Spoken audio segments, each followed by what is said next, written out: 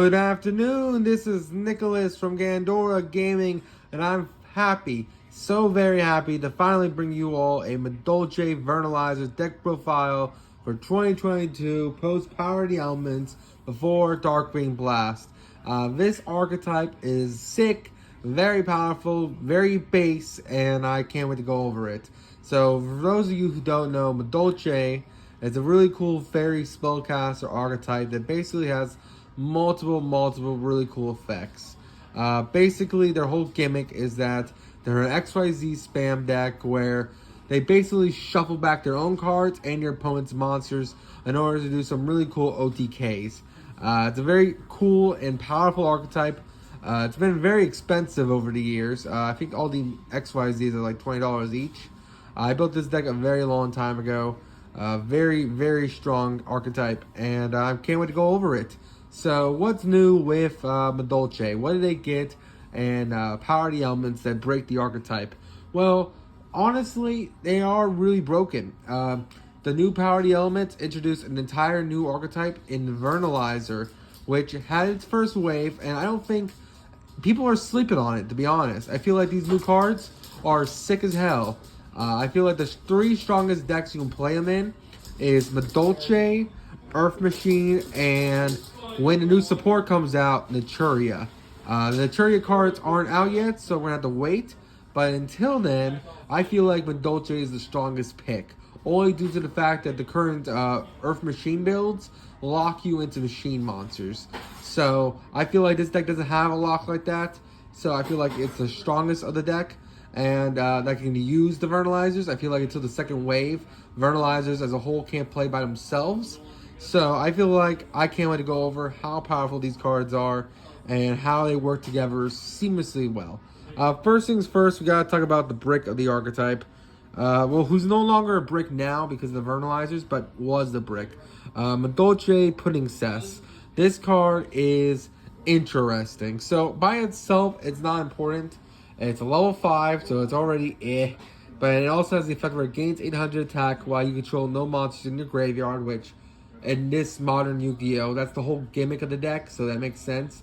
But like, you're going to have monsters in the grave. If you're playing hand traps, they're going to be in grave. Thus, it stops this card from getting 800. So it's just a 1,000 attack monster that's level 5 that you're playing in your deck for no reason. It also has the effect where this card battles an opponent's monster. You can target one card your opponent controls and destroy it. It comes up, but honestly, I almost want to cut this card. But there's an XYZ in our archetype that requires this card as material in order to get an additional effect. And that is why we're playing this card as a one-of. It's not as bad as it used to be. Luckily, we do have the Vernalizers. We can cheat this card out. Also, with the Madolche support we already have, it makes this card a lot better. But this is definitely going to be a one-of until Madolches get new support, and we can cut this thing from the deck entirely, which I can't wait to do. Next, we play 3 Madolche. Now, Madolche is the heart and soul of the deck. Her and Angeli are the best ones, and she's stupid. She's Stratos, basically. When this card is no more flip summon, you have to add a Madolche from your deck to hand, which is fantastic for the archetype. Very strong effect. I do wish she said when she just summoned, period. Instead of the flip, make her special, because we're not ever flip summoning her nowadays. But I do understand why that was a gimmick, because for the longest time, flip decks were kind of a thing in Yu-Gi-Oh! So in slower formats, I can see you setting a Madolche Madolche and then flipping it up in order to do your plays. But nowadays, I wish you just said when this card is special summon, you need to add a Madolche monster, but I think normal summon is still fine. Very powerful card, very strong. I do have to mention this. All the Madolches had the effect where they're destroyed by your opponent's card effects. Basically, they shuffle themselves back into the deck. So it's an endless conga line of assholes that keep summoning themselves from deck. Really cool resource loop. Very powerful archetype, and I can't wait to keep going. This deck has seen multiple play, by the way. We're also playing 3 of her, if you didn't realize. But this deck, until I think last year or the year before that, this deck was still topping events. This deck, even how late it's been since it got support, which they only got a Link monster lately, this deck still tops events. Because this deck, like Atlanteans, are just sleeper decks. They're decks that are just really strong. No one knows how they work. And there's always that one guy at your locals who knows how to play this deck masterfully and always tops one day or another. Very powerful archetype. It's very interesting. Here's the other thing with this deck. There's a lot of like blowout cards in this format that this deck doesn't lose to. For example, Dimension Shifter. If you do a Dimension Shifter against tier elements, they cry about it. Very sad day for tier elements. But if you do Dimension Shifter versus Madolche, you're honestly helping them combo even further. They're not even a banished archetype, but because their whole gimmick is that they don't want monsters in the grave, they still combo off immensely well. And this deck is just very good. It's very sleeper and very powerful. Let's just go on to the next cards. We also have 3 Madolche, or I keep saying Madolche, it's Madolche, Angeli. Now, Angeli is superbly great, very powerful monster. Basically says, hey, when I am summoned, you can tribute me, and it's supposed to summon any Madolche from the deck. It's a special summon, a very powerful card. Basically says, hey, I'm your Ash Bait. And it's a very powerful, gets any card from your deck. And it's just a very, very good card. It's usually how you go into Hoot Cake, and then Hoot Cake pops off in there. We'll get into Hoot Cake in a second. Alright, so our next one, our next 3 of, is Madolche Predecessor. This card is very, very powerful. It's a very strong card in its archetype. It's actually seen in some Adamantipator decks because it is an Earth, allowing you to help you go into like Granite, Earth Granite, and keep extending from there.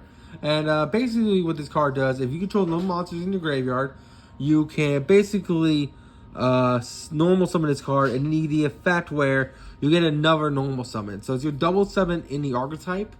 And basically whenever Madolche you special summon, you reduce its level by 1, which is fine because if you're summoning out your big pudding cess, it's turning your level 5 into a level 4, which is fantastic to help you go into some XYZ plays. That is it for our 3-ofs. Now we're going to our 2-ofs, which these 2 are really powerful. I almost want to play at 3, both of them, but I can see them at 2 because they have to be special summoned in order to get their effects. Those 2 being Madolche Messengelato and Madolche Hoot Cake. These are our last Madolche monsters. These cards are incredibly good. I honestly do want to bunch, especially Messengelato up to 3, because basically what these cards do is that when this card is special summoned, basically you get to add a Madolche spell or trap from your deck to your hand. Now, so that card is really, really powerful.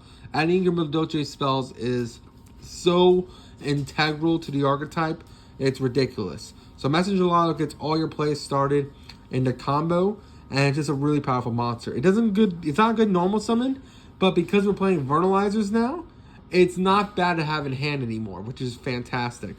It wasn't really too bad with Predecessor, because you always special summon a Predecessor into Messengelato, but it definitely would help more if we had an in-archetype way to summon this stuff from your field. And luckily the Vernalizers do that, so I'm super happy about that.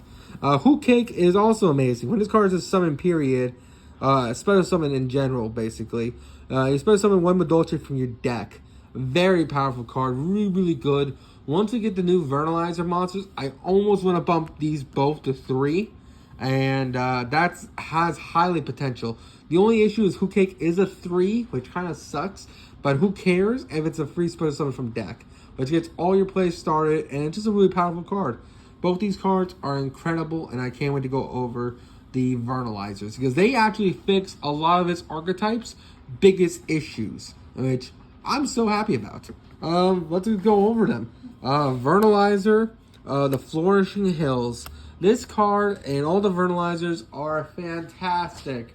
They fix Madolche, they fix a lot of very powerful Earth mechanics. They're not really good in Adamantimators due to the fact that you really do want to be hitting rocks, but they're still considered in that archetype. This card is just incredible. Basically says, hey, when this card's in your hand, you can discard this and another monster. Basically, you add a Vernalizer to your hand. I mean, you special summon 1 Earth from your graveyard, which is fantastic. Not only is this a Stratos for all the Vernalizers in the entire game of Yu-Gi-Oh!, which is fantastic, it also special summons whatever you ditch. So you can have a Angeli in hand or a Hoot Cake. discard it with Flourishing Hills, add another Vernalizer, special summon out like the Hoot Cake, and then Hoot Cake will trigger in order to special summon another Madolche from deck. It's such a really powerful mechanic, and I'm so happy these cards work so well with the Madolches. It's ridiculous. Very, very powerful. And I'm so happy our next Vernalizer is a 2-of. It's our Vernalizer, the Awakening of the Forest. Now, this card had the potential for greatness. This card reads broken, and then they added one little restriction to this card that makes it not so good. So let's go into it. So Vernalizer, the Awakening Forest, basically says, hey, when this card is discarded, do what all the other Vernalizers do. You gotta discard another monster, and then you get the additional effect. His additional effect is he's Foolish Burial for any Earth monster in the game, which is fantastic. A really, really powerful card. Only catch, whatever you send, you cannot special summon with him, which blows. It's so aggravating. They almost had a broken Vernalizer monster. This archetype's already really, really cool. It's a great engine, but it would be so much more powerful if this card basically says, hey, not only are you pitching any monster, it doesn't matter, you didn't get to send from deck whatever monster or whatever Earth monster you needed, and then you get to special summon it with his effect. Now, don't get me wrong, it's still Foolish Burial. It's still a very powerful effect. But if they just removed that restriction and said whatever you send to grave, you can get the Reborn, because none of the other Vernalizers have that restriction. It's just him. Then, holy shit, we can get Angelique from the deck, no issue. We just use his effect, send Angelique in the grave, then his effect will reborn Earth, will reborn the Angelique, and then we just pop off from there. It's still a really cool card. It's still a good 2-of, because we do play a lot of, we play 3 Vernalizers. We will be playing 4 soon when the duck comes out. But this card had the potential for greatness, and it's alright. It's still a really, really cool effect, but it's a definite 2-of, and it might even be cut once we get the duck. But next we play for our last Vernalizer, the Frying Mountains. This card's cool. It's our Winnie the Pooh. It's what our fairy over here is waking up. And basically, Winnie the Pooh basically does, hey, I do what all the Vernalizers do, but you draw 1 when you use his effect. So he basically recovers some of the advantage you lose, which is fine because he's still a great way to get really big monsters on the field. So basically what you do is you have him pitch a big-ass her, special summon, draw 1, and then special summon out her. Not a bad effect, but again, until the duck comes out, this is our little Vernalizer engine. I definitely think she's a 3-of. She's really great. I just feel like these ones are a little okay. There's also a rabbit you can play, but I think the rabbit's okay too. It's not the greatest, and I think that's why we're not even playing it in general. For our next monsters, these are our going second / hand traps. We're playing 3 Gamma because Gamma works fantastic in Madolche. We don't want monsters in grave, and what does Gamma do? Hey, it protects us because we don't have monsters in grave, which is really, really sick. And basically, the reason why we're playing Gamma is because one of the choke points of this deck is Angelique, because she tributes its cost. So if you have Gamma in hand, you can activate Angelique without fear, because Angelique will trigger itself. They'll try to ash you, and then you'll just Gamma them, which is really, really strong. Very great effect. Very good. Gamma is probably the best when it comes to this deck, besides side frames as a whole. We're also playing the 1 brick, which is Driver, but who cares, because we can always pitch Driver with the Vernalizers to get more effects. So even he's not a brick. Still, don't want to see him in hand, but hey, it's not the worst thing ever. And for our final monster we're playing, it is Pankratops. Pankratops is a really cool card. He's a small world bridge. He's very powerful, 2600. We all know what Pank does. There's a reason why he's at 1 in the ban list. He's just a very, very strong card. That is it for the monsters. Now let's go into the spell cards. Alright, so for our spell cards, we first play 3 Small World. This card is amazing for this deck. It's not only good in Math Mechs, this card is incredibly good in this deck. It helps you get to your Penning Scissor very easy in this deck, and it's just a really good card in general.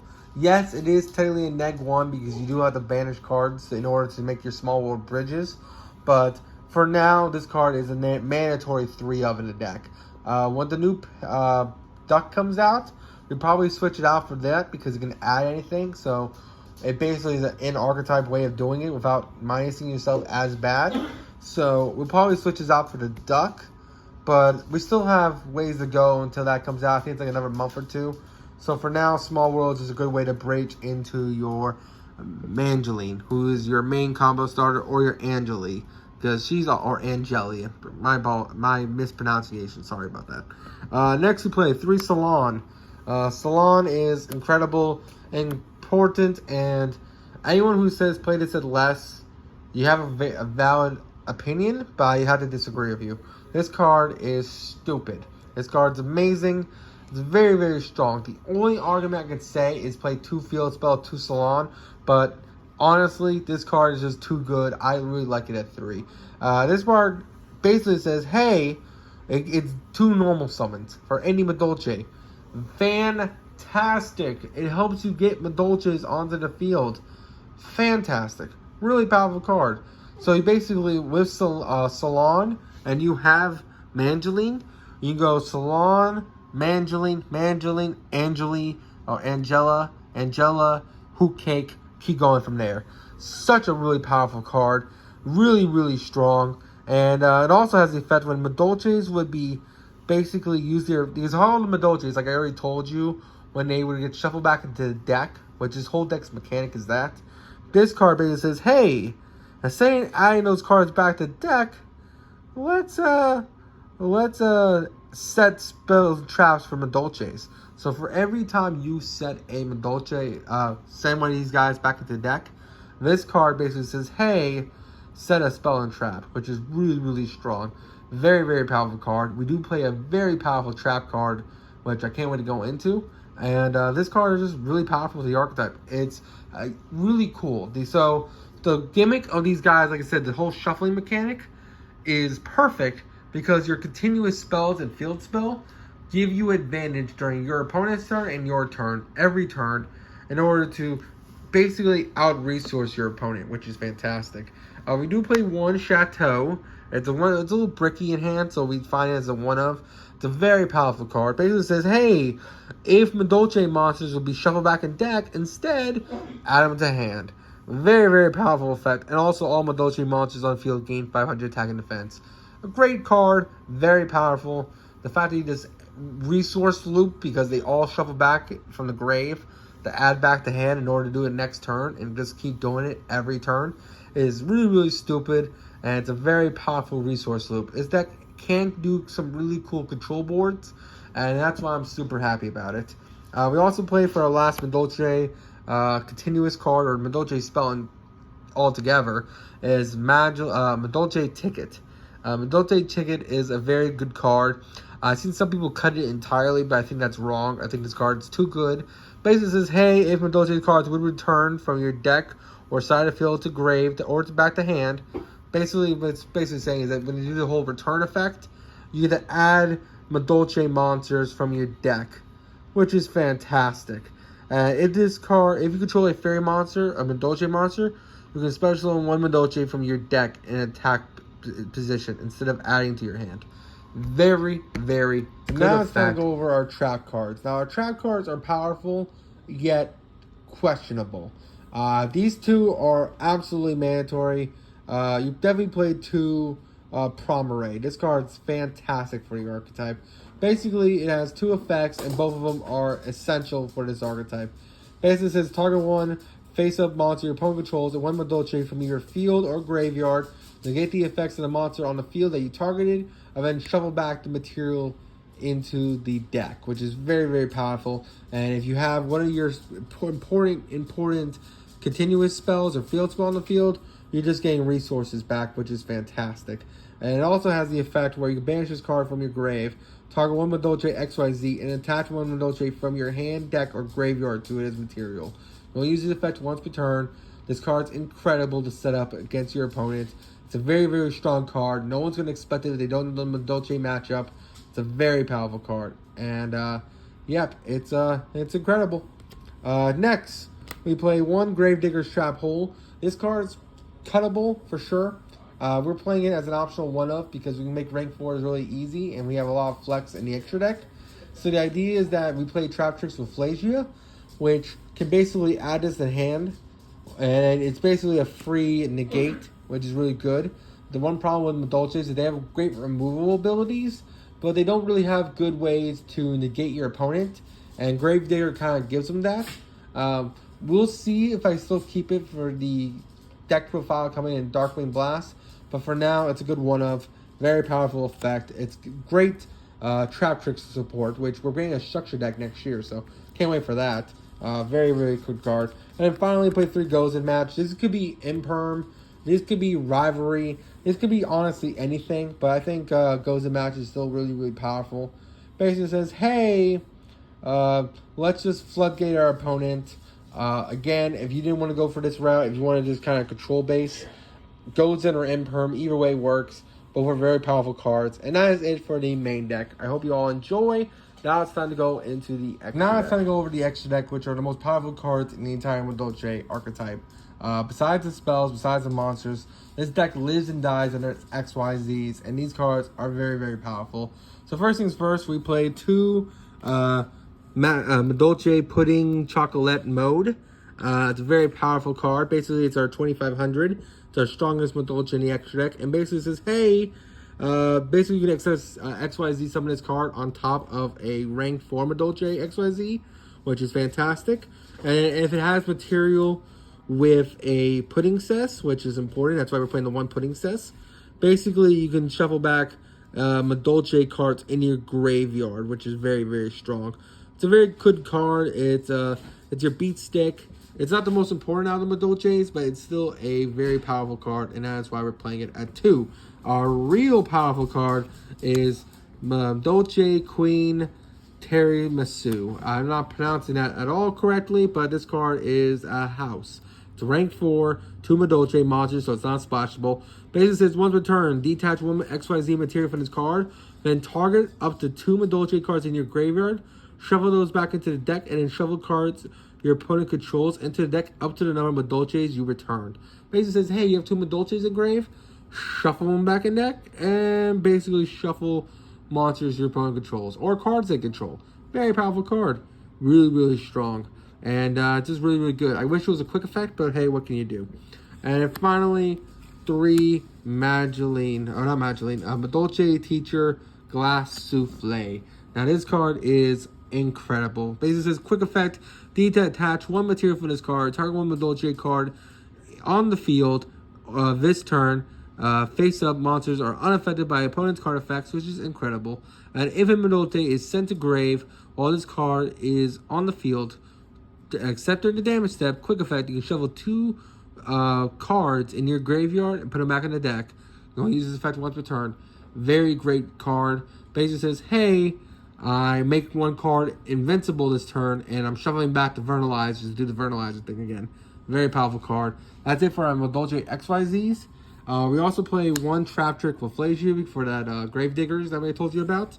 1 Terrible Taper Babushka.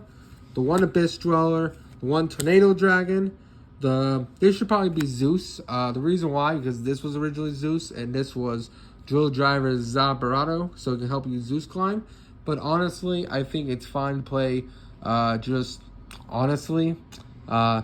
keep this, take this out, put it in Zeus, and I'll be fine. And finally, for the last Madolche card is 3 Madolche Fresh Sistart. This card was a support card we got for Lynx. This card is incredibly good, but it isn't game-breaking for the archetype. Basically, it says 2 Madolche monsters as material. While this card points to Madolche monsters, Madolche spells and traps you control cannot be destroyed by card effects, which is so important. This deck revolves around getting resources, a resource loop through its continuous spells and its face-up spells, meaning when this card's on the field, you can't target those cards. They can't be destroyed. Really, really powerful effect. And when this card on the field would be destroyed by our card effect, you can shuffle 1 Madolche from your graveyard instead. Very, very good effect. Helps you link climb. Well, not really link climb, but helps you protect your back row. It's the only reason why we play it still. Because we're in 5D's era, we don't need it as much. But, well, not 5D's. fifth format. I forgot what this format's even called. It's after links. Whatever format we're called, it's called. It's a good card still, and yeah, it's a definite 3 of. That is it for the extra deck. There is some flex spots. You can play whatever you want. I hope you all enjoy. Take care. Don't do anything stupid. And see you all on the next one. Bye.